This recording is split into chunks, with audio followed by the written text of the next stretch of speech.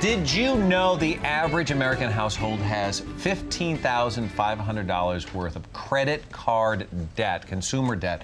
Well, our consumer debt expert, Harvey Warren, is here. He is the author of the book, Drop Debt. And he is here to tell us how to successfully navigate credit card debt. It can be a tricky navigation process, a slippery slope, as I say. Is there a mistake people commonly make when dealing with this? Well, most common mistake is people get paralyzed with fear from the phone calls and the red letters, and they do nothing. Yeah. That's the biggest problem. Well, rightly so. I mean, just you denial, people, denial. Yes, denial, but it's really paralysis. And people are just terrified of bill collectors, and they don't realize that they're making the problem worse minute by minute by not calling them back. Well, that's an emotional response then. There's obviously when people start coming after you, you have an emotional... Yeah, it's called shame. People are just shame-based when they get in debt trouble, and they just get completely paralyzed and unable to pick up the phone and call back their creditor. They can't get it into their head that all they need to do is call up and say, hi, this is Harvey. I'm having a problem. I lost my job. I got divorced. I got downsized. I can't pay this bill, but I want to do something. Do you have a plan for me? Please help me. Can you help me? Yeah. Please help me. People, that's the last thing that people think to say to a creditor. And you've helped a lot of people through this. We have Rachel on the phone now, and she has worked with you on this. Rachel, are you there? I am. Hello. Hi. Hi, welcome, and thank you so much for coming on the show. I know it's probably not easy for you to have to discuss these things because of, as we just said, the emotional impact it can have. But can you tell us a little bit about your story? Absolutely. I had a store about a year ago. It was a boutique, and I had it for 7 years. And unfortunately, it really ran into hard times. I had to close it. And towards the end, I racked up a tremendous amount of credit card debt where I had been paying my credit cards down to zero prior to that. So I also had a really good credit score. So it was just like Harvey said. I was so ashamed. It was such a painful situation. I had never been in this situation before. And I just didn't know what to do. And I was getting all kinds of information pulling me in different directions. So it was really confusing, very anxiety-causing, and it was difficult to even figure out what steps to take. So you were using your credit cards to live on because you weren't generating income from your boutique? Yeah, and with the boutique, you buy your inventory in advance.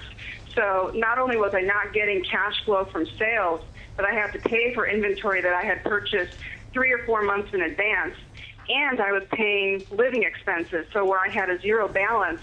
In 1 month, I accrued $15,000, and then another month, and then another month, and then I closed the store. But very quickly, between inventory and living expenses, I went from zero to like $65,000 in debt. It was crazy. So just real quick, how would you describe, when the creditors began calling you, how would you describe those phone calls and their tone with you? For me, it wasn't the creditors that called me first.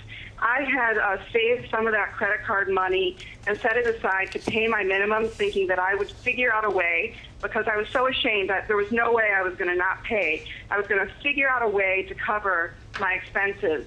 And then I talked to my accountant, who sent me to a bankruptcy lawyer, and said, my accountant said, hey, you should just do bankruptcy, hit the reset button. Sent me to a bankruptcy lawyer who basically said the same thing. But again, I was so ashamed. To me, I was like, God, that's not an option. And I started looking at other options, and then I got connected with Harvey.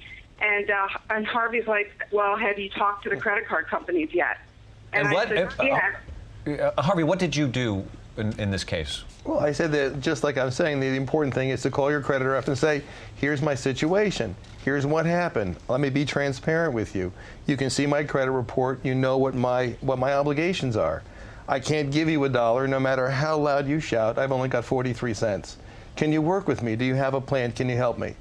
That's when the solution begins. Sometimes they say yes, sometimes they say no. But I can tell you one thing for sure, if you don't ask, you don't get. Wow. Can it be sort of an abusive relationship at times? I mean, unfortunately, many of the collectors have a terrible name because they get on the phone, and my joke is, what do you do when a bill collector calls you 50 times a day? And people say, when you change your number, move, change your social security number, go to another state. The answer is call them back. And that's the key to the whole resolution process. You have to communicate with the collector. And if he's abusive, get his badge number, get his name, report him to a supervisor, get him fired. I get one fired one a week. And Rachel, your situation now, are you still... You're responsible for our unemployment rate. Well, yeah, Harvey Warren, responsible for the unemployment rate in America. Rachel, just a cap on your story. You're where now in this process? You know, I'm still trying to work it out with the credit card agencies. Harvey did help me when I was getting I was getting calls like 8 times a day. And it was funny because I would get a call and then there would be no one on the other line. I would answer, it would hang up on me, and then shortly after I'd get that call again. So he helped me deal with the credit card company to stop those automated calls where no one was on the other line, and to help me stop that. And then he's also... Rachel, hold on. So Harvey, you helped her actually negotiate with the credit card companies and you got them to agree to formulate a plan for her. How did you do that? I coached her on how to have the conversation.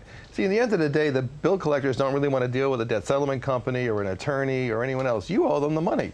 They want to talk to you, but you're an amateur debtor, and this is a professional collector, and it's not a fair match. If you've got the right tools and you know the right information, you've got a half a chance to have an outcome that makes sense. But if it doesn't, the word bankruptcy comes up, and sure we panic when we hear that and are very afraid of it.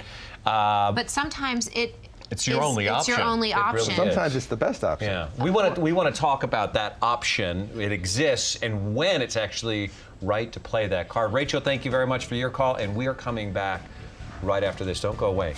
The bankruptcy thing is.